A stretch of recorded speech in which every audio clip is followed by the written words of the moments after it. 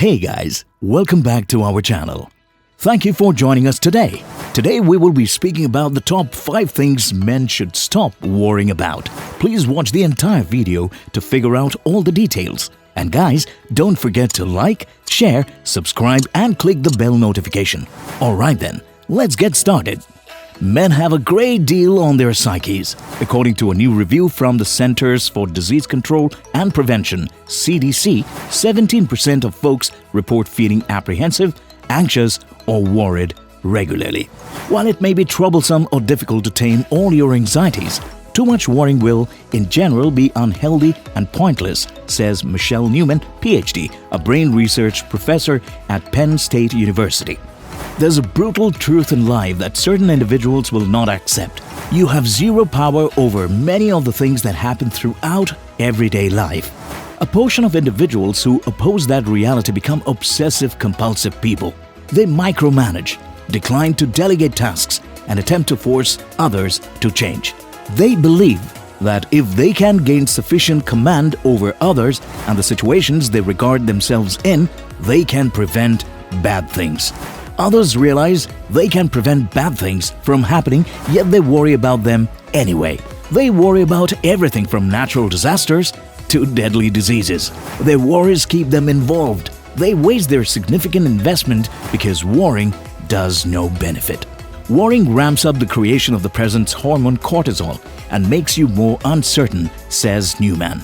When you are too caught up with worrying over making some unacceptable move or about all the bad stuff that could happen later on, you pass up making life choices, she says. Now is the right time to stop sweating the enormous stuff. These 5 normal worries aren't worth worrying about anymore. Number 1. Finding a partner while you are young. Sit back and relax, assuming that you are in your late 20s and as yet swiping right on Tinder. Partake in the search and savor your single years, says Paul Hockeymeyer, Ph.D., a Manhattan-based marriage therapist. Your choices open up exponentially in your 30s and 40s, says marriage and relationship master Paul Hockeymeyer, Ph.D. At this age, your career, feelings, and even hormones are impeccably calibrated to observe a mate who best fits you for the long stretch. And hello, the math is your ally. There are 100 unmarried ladies for every 88 unmarried men in the US core. An individual living with a fear of intimacy may be comfortable becoming vulnerable and showing actual self to the world. Yet, there are often cut-off points to how vulnerable they'll allow themselves to be. Fears of abandonment and engulfment and ultimately a fear of misfortune is at the heart of the fear of intimacy for many individuals, and these can coincide. Although the fears are unique concerning each other, both cause behaviors that alternately pull the partner in and drive them away again.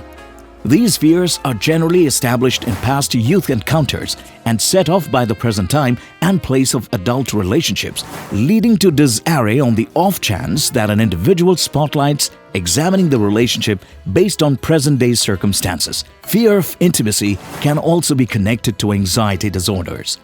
Number 2. Dying young. The fear of death and dying is very normal, and many people fear death to varying degrees. To what degree that fear happens and what it pertains to specifically varies, starting with one individual and then on to the next. While some concerns is healthy because it makes us more circumspect, certain individuals may also have an unhealthy fear of dying. Many young men fear encountering excruciating pain and languishing when they meet death. This fear is normal in many healthy individuals and patients dying of cancer or other terminal diseases. Unfortunately, many individuals don't realize that palliative care can assist with alleviating pain and other troubling symptoms. Human nature generally looks to control the situations we experience. However, death remains something over which we have no control. It terrifies many individuals. Some may attempt to apply some form of command over death by behaving incredibly carefully to avoid gambling or going through rigorous, regular health checks. According to the CDC, the average lifespan for an American person, about 76 years, has never been higher. However, continue to read health, wellness, and sustenance articles from menshealth.com and apply your daily life support, and you may well surpass the average. Number 3. Losing your job. Folks who worry about losing their jobs feel more discouraged and will often be less healthy than men who have been laid off, tracks to a new report from the University of Michigan. Unemployment, deprivation, and social inequality have been reliably on the world's worry list. In any case, coronavirus arose last year and has taken the top spot from that point onward. Whether you've been laid off, scaled down, forced to take early retirement, or seen contract work evaporate, losing your business is one of life's most distressing encounters. Aside from the conspicuous financial anguish it can cause, the pressure of losing a job can also take a heavy toll on your state of mind, relationships, and overall mental and emotional health. Our jobs are in many cases more than only the way we make a living. They impact how we see ourselves and the way others see us. Even if you didn't adore your job, it probably gave you a social outlet and gave a construction, reason, and meaning to your life. Finding yourself unemployed can leave you feeling hurt, angry, or discouraged.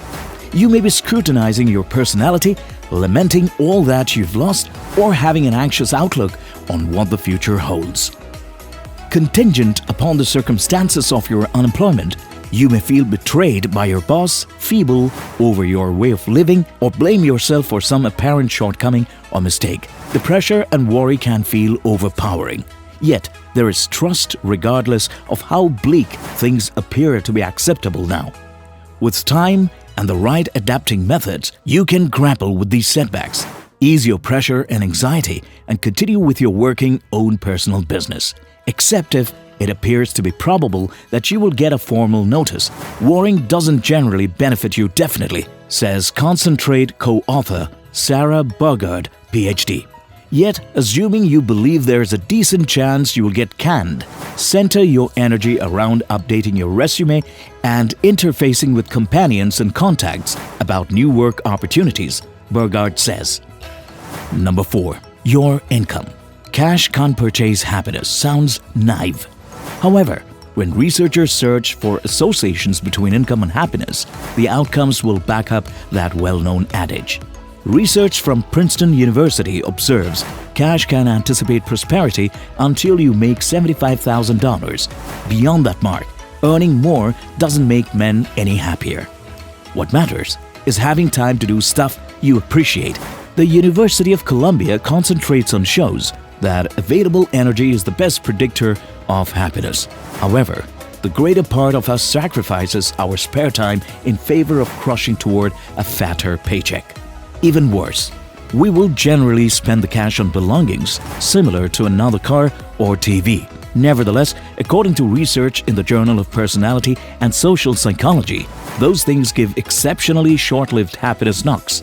Job frailty is the fear of losing your job and not having control over whether and for how long you will go on in your job. Many individuals lose their jobs consistently, and it isn't pleasant. Yet, job frailty stretches out beyond the present place of employment. It is a deficiency of agency, feeling as if you have let completely go over your business status. One of the most deceptive components of job instability is incessant and frequently dependable. It isn't one event or a particular moment. It is anticipatory anxiety, where it consistently feels like you're one bit nearer to getting terminated without knowing when or assuming you will get terminated. This uneasy sensation of destruction can wait over weeks or months, leading to ongoing pressure and impacting your emotional prosperity, performance, and relationships. The negative results of job instability are far-reaching. A job is connected with many aspects of an individual's life. A dangerous job threatens a deficiency of income, yet a deficiency of healthcare and retirement benefits, career development, and activities or side interests beyond work that is conceivable because of the income. A job is also connected to routine and reason, an unmistakable work climate, colleagues, work-related interests, and goals. Our working life forms a considerable part of our lives for many individuals. This interconnection makes the vision of a job misfortune scary and more serious. Number 5. Your readiness or lack thereof to be a father. You are not ready. No person is. Even the most enthusiastic dads-to-be thumped on their asses by the reality of fatherhood. Remember, your dad and mother didn't have the foggiest idea what they were doing either. And you ended up alright, says Armin Brat, author of The New Father and organizer behind MrDad.com. Kids are remarkably versatile, he adds. It's improbable you will do anything to hurt them. Their secondary school companions will take care of that.